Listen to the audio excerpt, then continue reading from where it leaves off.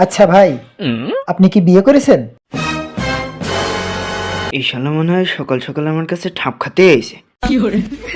আরে ভাই কি বললেন বুঝিনি, আবার বলেন। না মানে করছিলাম যে আপনি তো বিয়ে করেছেন, তাই বিবাহিত সুখী জীবন আপনার কয় বছর পার হইলো? মানে আমি সামনে বিয়ে করব, তো আপনি যদি কতেন আমি একটু শুনে সাহস পেতাম। আমি বিয়ে করব। দেখেন ভাই, আমি আপনার ভালো মতন করছি, যে ভুল আমি করেছি ওই ভুল আপনি করতে যান না, নাহলে দেখবেন আপনার বোর হাতে ঠাপ খাতে খাতে আপনার জীবন পার হয়ে যাবে। ও ভাই, তা সে কি রাম ঠাপ?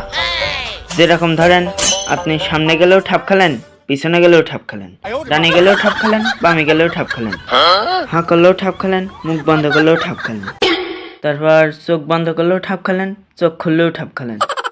আপনার জীবনে ঠাপের কোনো শেষ থাকবে না। এবার আপনি বুঝে দেখেন, এই ঠাপ খাওয়া জীবন আপনি চান নাকি এরম ব্যাচেলার শান্তিময় জীবন আপনি চান, এটা আপনার বিষয়।